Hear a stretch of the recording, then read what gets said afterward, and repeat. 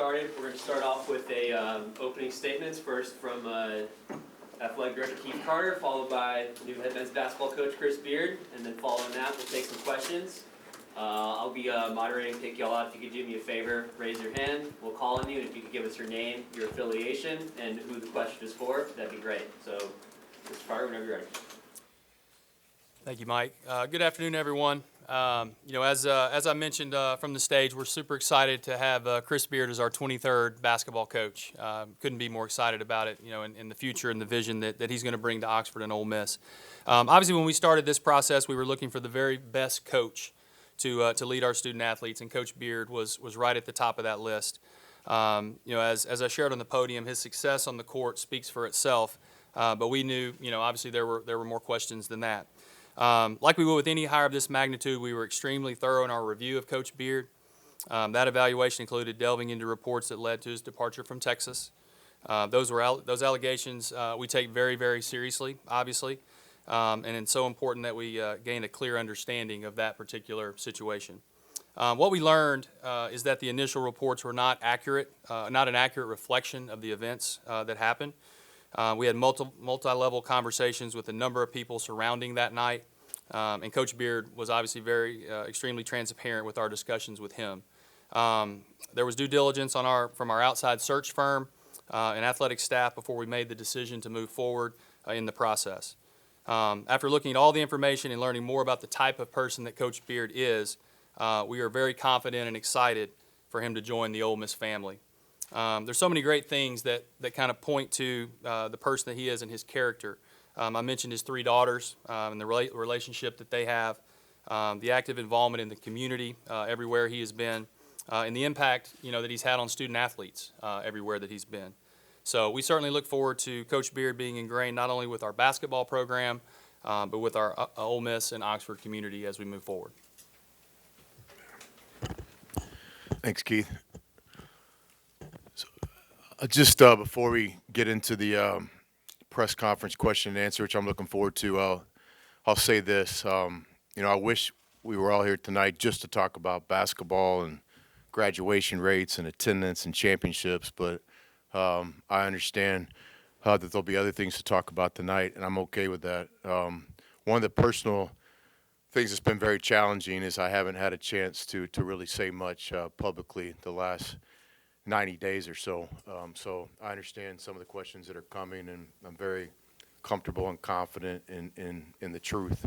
Obviously, I've lived on this earth for 50 years and coached for, I think, almost 25, 26, 27 now. I should know that. People ask me all the time. I need to look at my bio. What I've been through recently and what our family has been through recently is just so out there in terms of nothing that even compares to anything like that. I've gone through that before. So it's been very challenging. It's been challenging for a lot of people. And everybody, that was affected, I've just been extremely remorseful and apologetic for anything that's affected anybody in a tough way. And a lot of people have been affected. So a tough part of this has just been not able to speak publicly and not even speak to the people that I wanted to speak to. But this is a new beginning. I look forward to this. Like Keith said, what's been reported originally on December 12th is proven to be not accurate. With Randy's statement on December 23rd, which I appreciated her setting a lot of the things to the truth. I also, eventually the case not being pursued and dismissed and all was obviously a positive too, which I always knew would happen because I know what happened and what didn't happen that night. But certainly when it happened, it was good in almost record time, less than 2 months, the case being dismissed. I think that's a sign for where the facts and truth were as well. So, but yeah, for all the people that I haven't had a chance to talk to publicly, just remorseful and sorry that it affected a lot of people, but also really confident in who I am, the life I've lived for a long time. I'm an open book in a lot of ways, and I can't get back to being who I am. And that's a coach, a leader, a father, a mentor, and I'm just blessed to be at a place like Ole Miss to get back to work, and I can't wait to do that. So before the questions, I appreciate Keith allowing me just to say some things that I thought was really important to start tonight with. Thank you. All right, we'll Michael Katz with the Daily Journal. Keith, this one's for you. You mentioned the circumstances that led to his departure from Texas. Do you worry about the perception that this move will create for the university? Well, obviously when we went into this process and started, researching Coach Beard, we knew that there would be questions about that, and that's why we were confident in our research, in our due diligence. I think that people are going to believe what they're going to believe, and some of the things we have to do now is just move forward. And I think that for us, we would not be sitting here today if we didn't feel very confident in what we know happened in that situation. So Coach Beard has been very transparent, just like he just was. And so for us, yeah, I think people may tend to look at our university in a certain way, but for us, at the end of the day, we're going to make decisions that we feel are best and appropriate, and this one we feel very confident in what we did. Front here, left. Jake Thompson on Great Ole Miss Spirit. Chris, this is for you. You mentioned out there getting out into the community on campus next week. You may have some uncomfortable conversations with certain groups just with everything that's surrounded the past 2 months. How do you kind of prepare yourself to maybe have to answer some of those questions to parts of the fan base? Yeah, it's a good question. I appreciate you asking it. I'm a relationship guy, and I think the core foundation of all relationships is the truth and transparency. There's easy things to talk about, and there's challenging things to talk about in all relationships. So I know we're going to build this program through relationships. For example, talking to the current players here in the last 36 hours or so, whenever you have a real conversation, the truth is and transparency is really important. So I can't wait to get not only on campus but out in the community and really in the state and start meeting people. And again, I wish the conversations were all about winning championships and graduating players and selling out arenas, but I understand that there'll be other questions, and I'm okay with that. We'll go in the back there.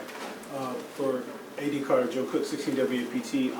I guess, walk me through the timeline of this, because obviously the reports came out about the situation with Coach Beard and the charges were dismissed. When that happened, was that when you said, okay, maybe we can pursue this? Like, give me the timeline as when you heard the news and when you actually started pursuing it seriously. Well, I think the first contact we had with Coach Beard was on February 28th. And I've been doing a little due diligence before that, working with his representation, working with some others, just trying to figure out, where to start and how to start delving into the situation. I think as we continued to do that, all roads kind of kept leading back to the same story. And so we spent some time with Chris on the 28th.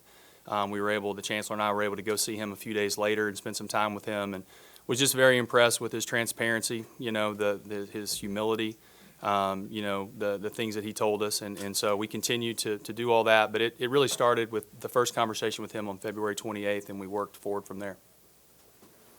We'll go front left here. Chris, Neil McCready with Rivals.com. Were there any moments in the last 90 days or so that you kind of lost optimism that you'd get an opportunity like this? How hard was it to stay optimistic that an opportunity like this would come your way?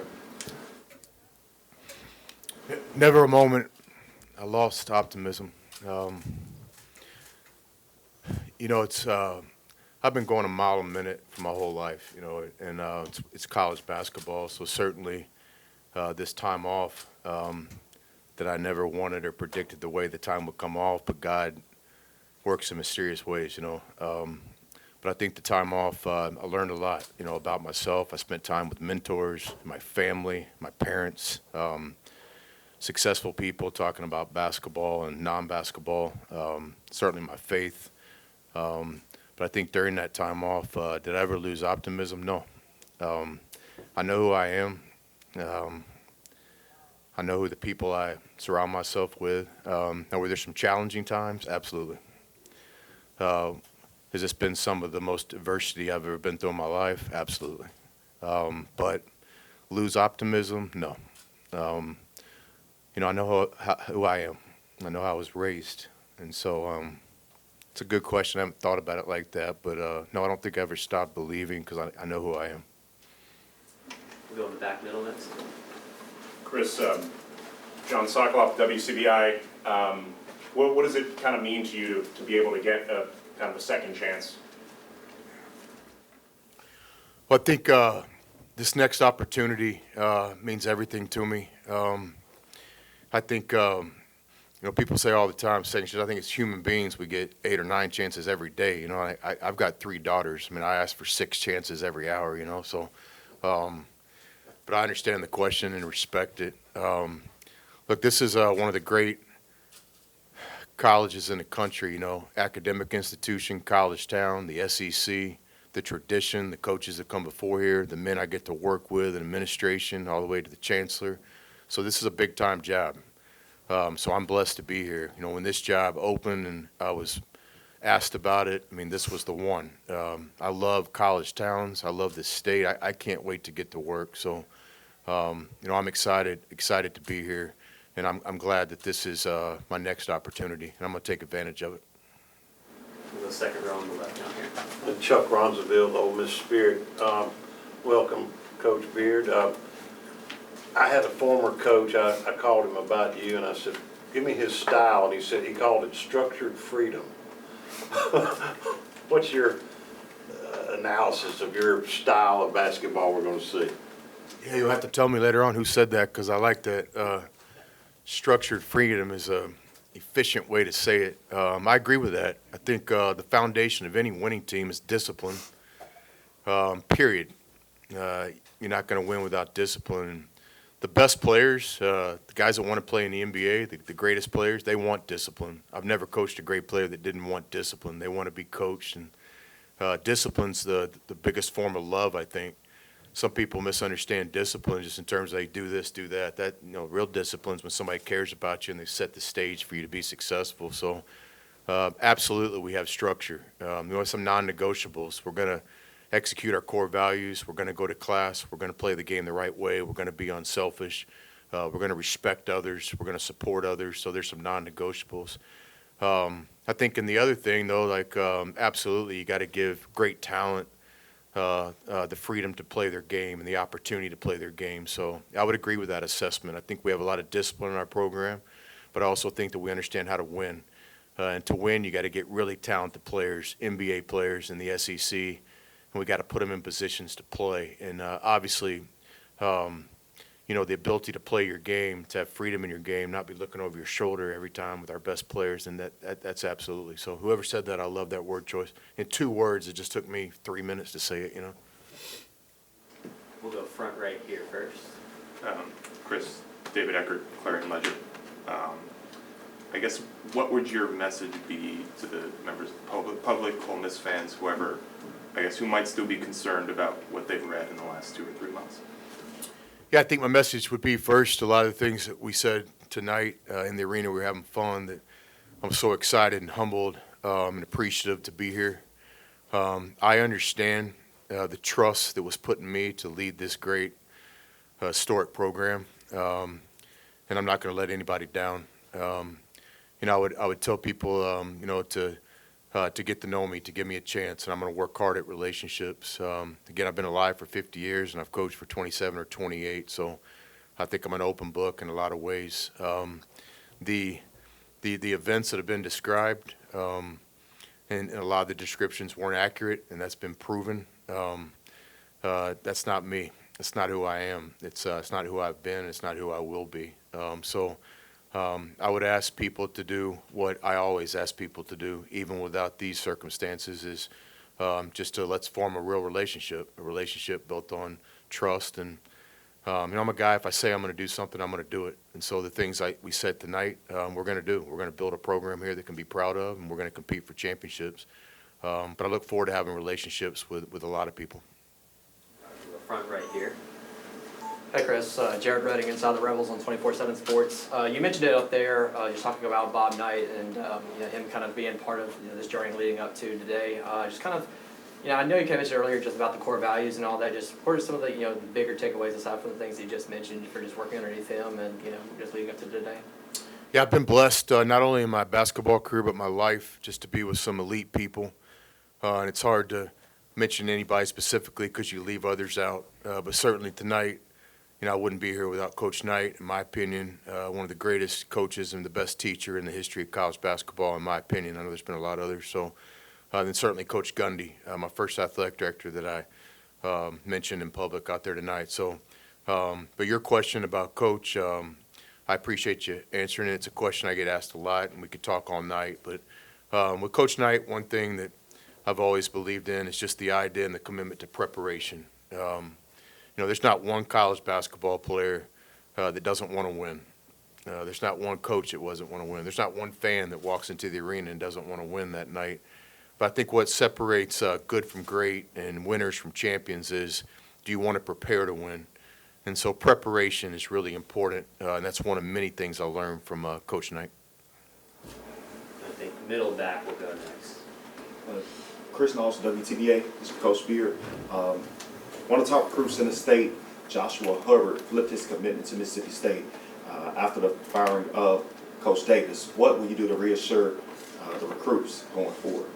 Yeah, I can't talk specifically about the players and all that, depending on the recruiting period and all that. But your question is basically about recruiting, and I can say again, my respect for Coach Davis is unmatched. Kermit's a friend. He's a great man. These coaching changes, you see a lot about somebody's character, and it doesn't surprise me at all because I know about Coach. He loves his state, he loves his school, and he loved his team. He built a real program. So in terms of recruiting, it starts with us trying to develop a relationship with coaches, players, and see if we can't get them to become our players. And that's a process. Some players can make that decision sooner than later, but some players need time, and we're good with that because what you're talking about is a relationship. And no two relationships work at the same speed. But in recruiting, we're busy working at relationships and explaining to guys what we're about. Also, we're doing a lot of listening right now. We try to listen more than we talk with these players. But our number one priority is the players that are on this team. Also, a number one priority is the players that were in this recruiting class. I think there was 4 in the early class, and we're made contact with everyone, and we're in the process of developing relationships as well as we're doing ongoing recruiting, because we're obviously going to have some more players to have the talented roster that we need to do what we came here to do here in a few months. Anyone who hasn't gotten the question yet, I think back left there. Coach Patrick Johnstone, WOBT. You said you came here to bring a national championship here. Obviously, with this conference, it's easier said than done. Do you have a game plan or benchmarks that you're hoping to hit to kind of get this team on the track to there? Yeah, I definitely agree that it's easy to talk about it, really difficult to do it. But again, I think you're not going to accomplish anything elite in life unless you have a vision, and you have to have the courage to be well-defined in what you want to do. So we don't apologize for our expectations, and we don't apologize for our goals. It's certainly not arrogance. We don't think we're better than anybody else. But at the same time, we don't think anybody is better than us. We're going to work as hard as anyone, and we have a great product. There's not a better university. There's not a better college town. There's not going to be a better coaching staff. There's not a better style of play. There's not a better fan base. So the top players in the country, the recruits, guys that want to go to college and play in the NBA one day, why not Ole Miss? We have everything. Now we got to get to work, and we got to get relationships, and we got to build this thing.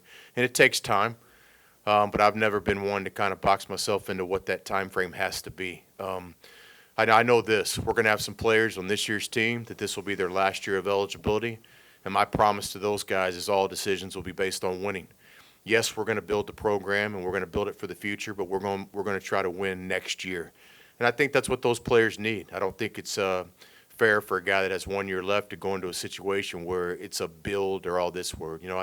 I know how to build, but I build 5 minutes at a time. I'm going to try to build the next hour and later tonight and the next morning. So that's really important to say, that we understand the time frame, but we're going to build this the right way.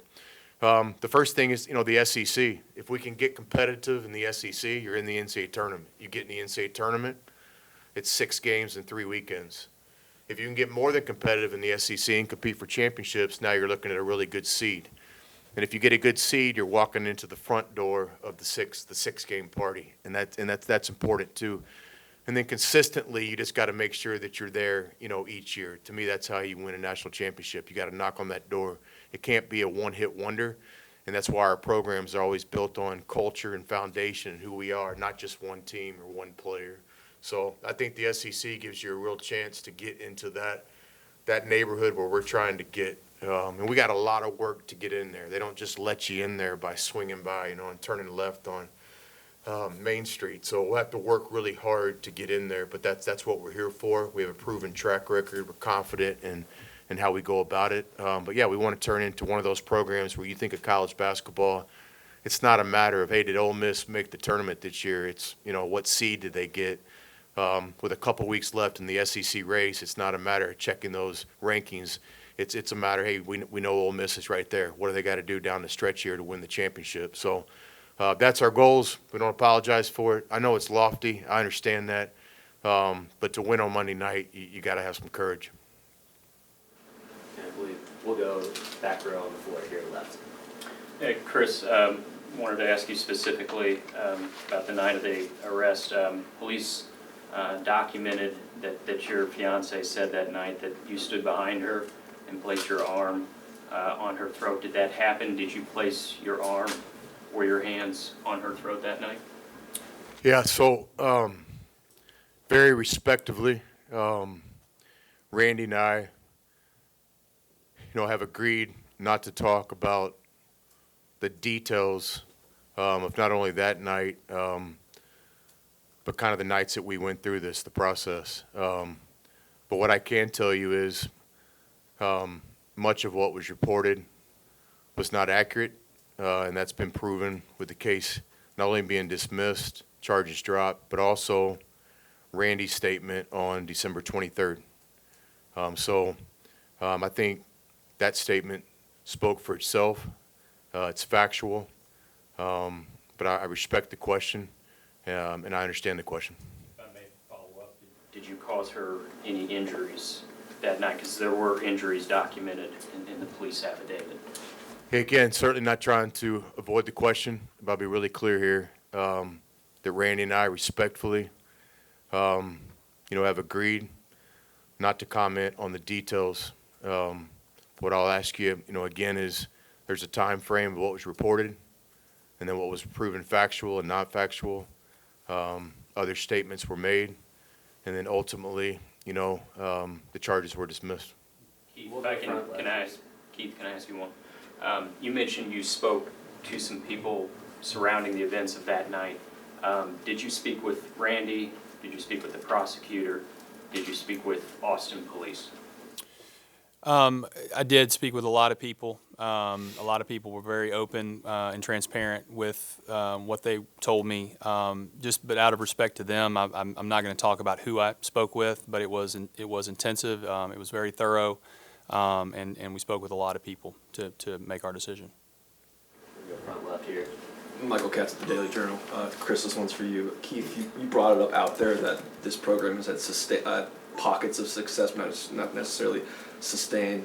Chris, I guess from your perspective, what is the key to sustained success at Ole Miss? It's the toughest part, consistency is what you strive for, and it's what separates champions from the next guy. And to get there, it's, first of all, you just got to have the right people in the organization, certainly the best players, but just the people and people that understand that consistency is the goal and being a champion is the goal, not just success here and there. And it's a process to get there. I think one of the most things that we've been proud of over the years is we've developed that. I don't think our program and our winning has been defined by one team or one player or one run, It's really hard to get into that upper level of college basketball, but I believe that we have everything here at Ole Miss to get that done. Recruiting's the bloodline of the whole thing. We got to get really good players, but to get those players, you have to have all the other things that I think are in place here. We just have to build and continue to grow. I think a lot of the things that we've all seen, and I've seen it from the outside of what's happened with Ole Miss, with Coach Kiffin. I mean, it's real, right? Like, we're going from being really good, now we're starting to get into the level of consistency and building a program, and I know that's what Coach does, and certainly with baseball and women's basketball and all the other sports that I didn't have time to mention tonight, we'd like to get into that world of consistency. But that is definitely the biggest challenge. We didn't come here to win one championship or one game. We came here to build a program, and a lot of work will go into that. We'll go right next to front left. Chris, I was talking to people in Little Rock and Lubbock and Austin about kind of how you built success, and they all talked about one of the big things was staff building, your ability to put together really good staff. So I was curious what you look for, and then obviously how far along are you in building your staff here? Yeah, staff is really important. It's the guys that are going to be working with our players, and just as important in a lot of ways. So first recognize, Kermit's staff was really good, and there's some talent here that I'm looking forward to spending some real time with. So it always kind of starts there because I have such respect for Coach and some of the coaches here, guys that we really look forward to speaking with.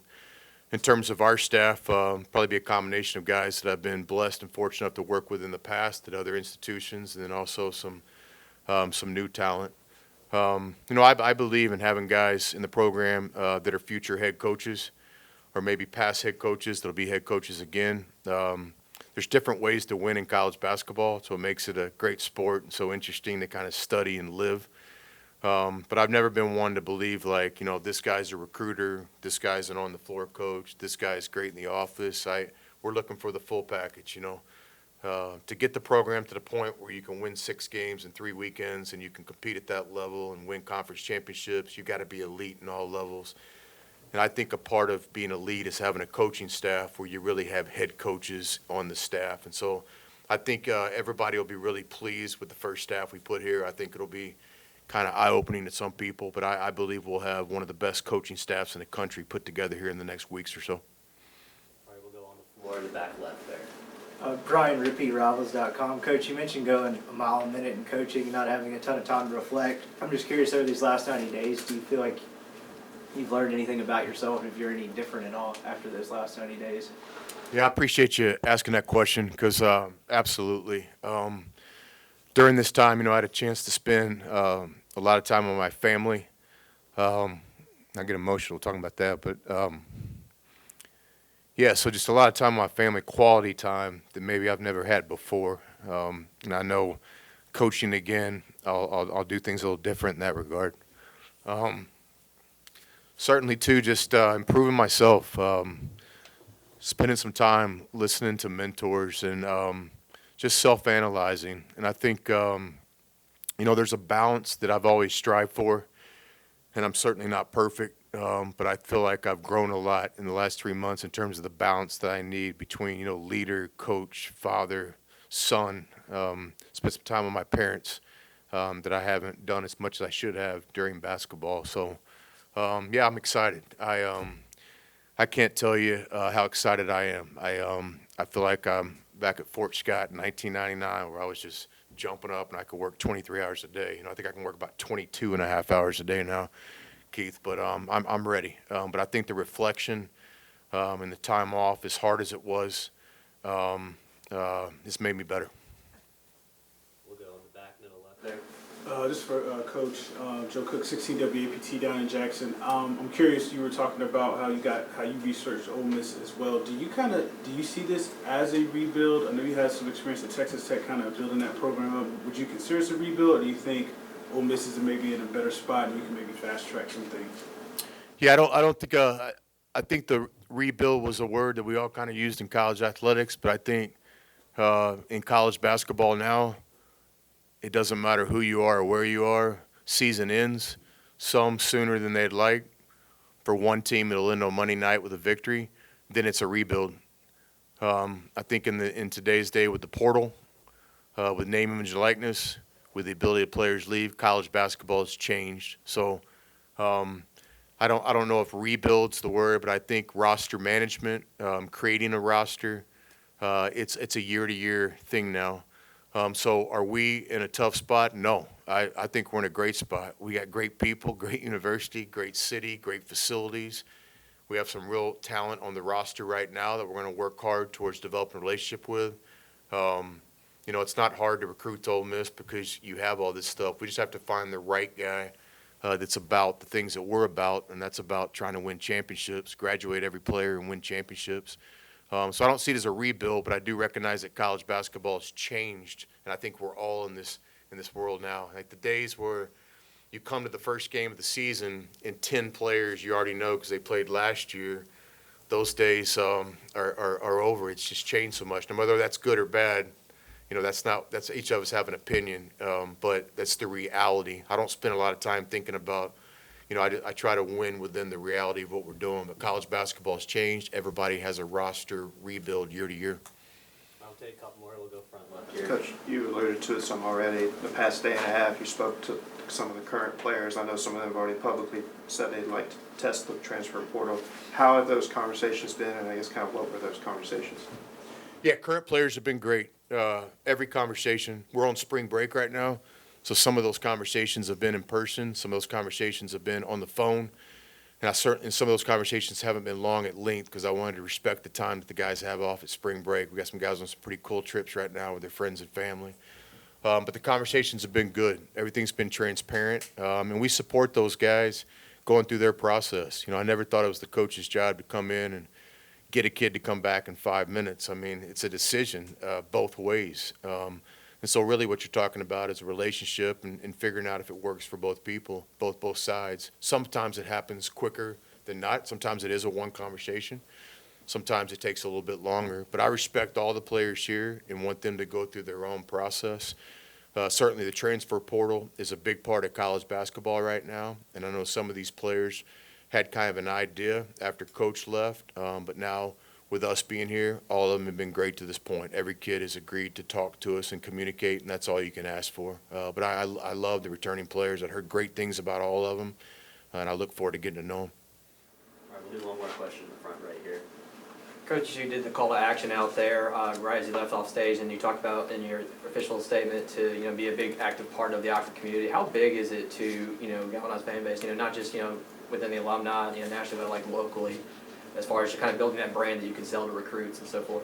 Yeah, it's really important. I think it's a non-negotiable to compete for championships. You have to have a home court advantage. You have to have a fan base, and we have that at Ole Miss. I think we got to unite everybody. I think we got to get some consistency, but we have to do our part. We have to get a team that's worth that total buy-in, that 100% participation. But we have a great foundation here, one of the best fan bases in the history of college athletics. We all understand what the football tailgate looks like. Long before I knew how to spell Ole Miss, I knew about the Grove and everything going into it, and the success in baseball and women's basketball and all the other sports. So there's a lot of good things going on. But our relationship with our fans and our ability to unite the fan base, not only here in Oxford, but in the state and really nationally, is really important. And we'll put real work into it. I think I mentioned tonight that recruiting's the foundation, and then 1B is we start developing relationships. And I ask for people's patience at first.